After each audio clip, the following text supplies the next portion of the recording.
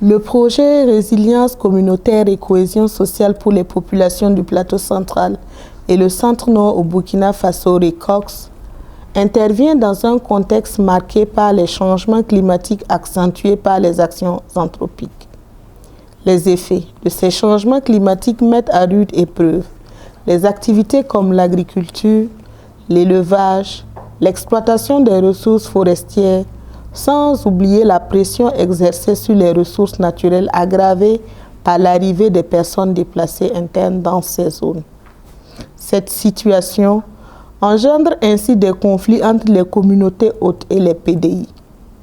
Pour pallier à cette problématique, l'ONG APIL et ses partenaires, le ministère néerlandais chargé des Affaires étrangères, à travers son département en charge des questions environnementales, RVO, mettent en œuvre ce projet avec l'accompagnement de Meta pour renforcer la résilience de ces communautés face au changement climatique dans un climat de paix.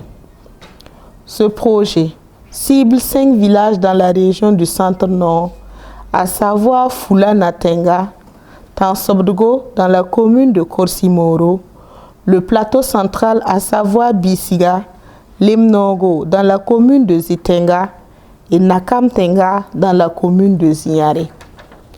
Cette approche nouvelle du projet met les communautés au cœur de leur propre développement, d'où cette appellation du concept « changer la tendance » ou encore « reversing the flow » en anglais.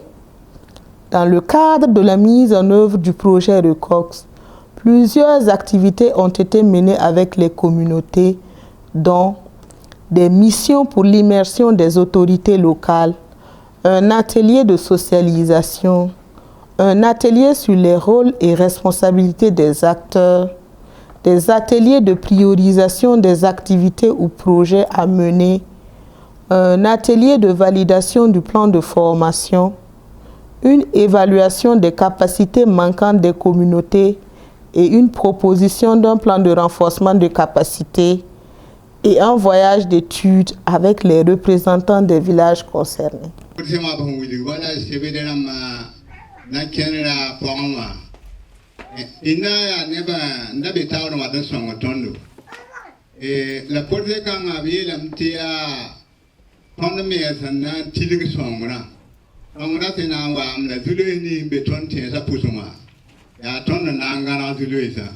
Avant, les projets nous étaient imposés par certains acteurs. Mais avec cette démarche, c'est à nous d'initier nos propres activités que nous devons mener. Nous devons d'abord passer par un plan d'action, lequel plan d'action va nous permettre de dégager les activités prioritaires ou les projets prioritaires à mener dans les domaines de l'environnement, de l'agriculture et de l'élevage dans nos villages. Cette démarche va nous aider vraiment à nous développer et à inclure tout le monde dans le processus.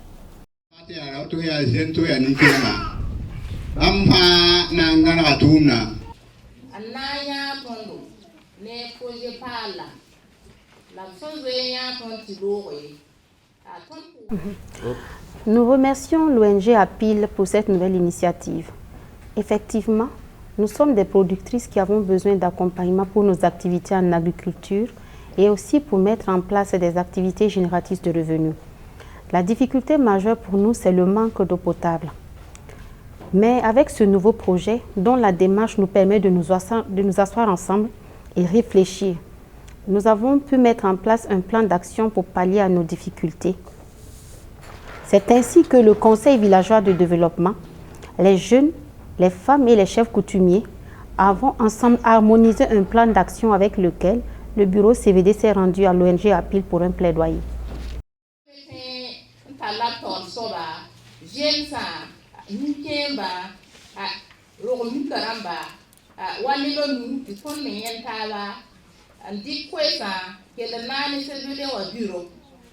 Parce que tout a déjà été dit. Il faut dire que le projet, c'est comme on a dit au début, c'est une approche nouvelle. Donc, il y a des choses qui seront expérimentées, d'où justement l'intérêt de faire la capitalisation. Donc, on met les communautés vraiment au cœur du projet. C'est aux communautés de décider, c'est aux communautés de réaliser, c'est aux communautés de planifier, de budgétiser et de faire aussi le suivi et l'évaluation. Donc, APIL va apporter un appui technique, les services techniques aussi vont apporter leur expertise, donc tout viendra vraiment du besoin et de la demande qui va émaner des communautés. Donc oui, peut-être il y aura des erreurs, il y aura forcément des erreurs, mais ce sera aussi d'apprendre de ces erreurs-là pour pouvoir mieux construire la stratégie et mieux construire aussi cette approche de reversing the flow. Donc voilà ce que je voulais ajouter. Merci. Et ce qui est intéressant, je vais ajouter un point. Ce qui est intéressant, c'est qu'il y a, comme il a dit, il y a d'autres pays, il y a 4 autres pays en plus du Burkina. Donc il y a des pays qui sont assez avancés dans la mise en œuvre de ce projet-là. Donc si par exemple nous on a des défis, c'est de voir aussi au niveau de ces projets ou de ces pays quelles sont leurs approches. Est-ce qu'on peut les adapter au contexte du Burkina pour pouvoir lever aussi nos défis? Donc voilà ce que je voulais ajouter. Merci. Merci bien, madame. Donc, madame DR actuellement, aux côtés de CEBAM, les compétences techniques. Alors, à ce niveau, le défi, c'est de faire en sorte que nous ne nous substituons pas aux communautés. Voilà pourquoi vous n'aimez pas en fait nous mélanger à cette commission-là, pour les laisser faire. Et c'est comme on dit, ils peuvent faire appel à n'importe quelle personne. Ça peut être du village, ça peut être leur voisin, ça peut être leur fils. En tout cas, n'importe qui a en tout cas la possibilité de comprendre un budget, un choix. Et après, effectivement, ils font leur petit pays. Donc, à ce niveau, on ne lâche pas, mais on va véritablement les amener à ce qu'ils puissent faire par elles-mêmes. Et si elles veulent, à la carte, ils peuvent nous faire appel. Donc, c'est un peu ça aussi l'esprit du projet. Donc, voilà un peu les conclusions des projets qu'on pouvoir apporter aux questionnements qui ont été soulevés. Merci. Moi, je suis commandant Bundaone Mamata. Je suis chef de service régional économie verte et changement climatique au niveau de la direction régionale de l'environnement. Donc, je prends la parole ce matin en tant que représentante de la directrice régionale de l'environnement. À l'issue de la présentation du projet, et l'appréciation que nous faisons, nous apprécions le fait que le volet participatif est pris en compte. Donc, dans un projet, s'il y a la participativité, ça veut dire que chacun va apporter sa touche pour pouvoir réussir la chose. Donc, on se dit que le fait que vous avez tenu compte de la participation, toutes les couches sont représentées, que ce soit au niveau des services techniques et au niveau des concentrés et les bénéficiaires et que tout le monde soit représenté.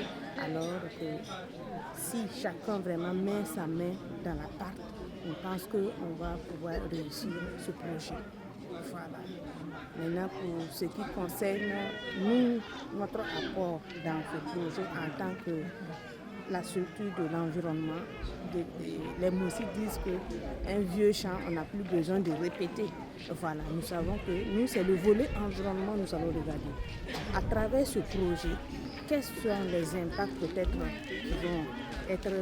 Quel impact il y aura sur l'environnement et qu'est-ce qu'on peut faire pour vraiment compenser ces impacts, puisque nous sommes dans un contexte de changement climatique et nous savons que le principal facteur du changement climatique, c'est les actions anthropiques à travers le dégagement des gaz à effet de serre. Et voilà. Donc, notre œil sera regardant pour pouvoir rehausser ce niveau et qu'est-ce qu'il faut faire pour pouvoir vraiment diminuer les impacts, pour compenser les impacts et voir même encore des impacts. Merci. Je suis Abdoulaye Ouedraogo, je suis le coordonnateur général de l'ONG APIL, Action pour la promotion des initiatives locales.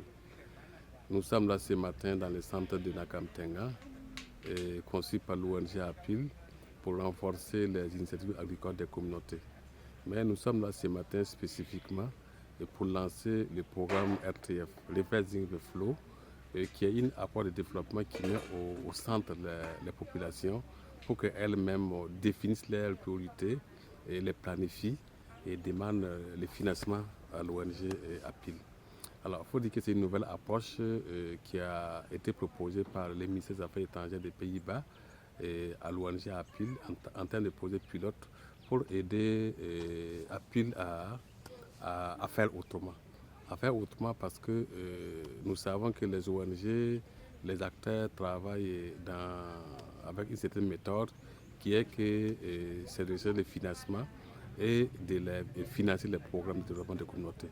Alors il se trouve que souvent la participation des communautés n'est pas à la taille, elles ne sont pas présentes dans la planification stratégique, alors qu'ici, il s'agit de commencer l'action avec les communautés pour qu'elles-mêmes puissent définir les priorités qui leur intéressent et de soumettre ces priorités au financement de l'ONG APIL.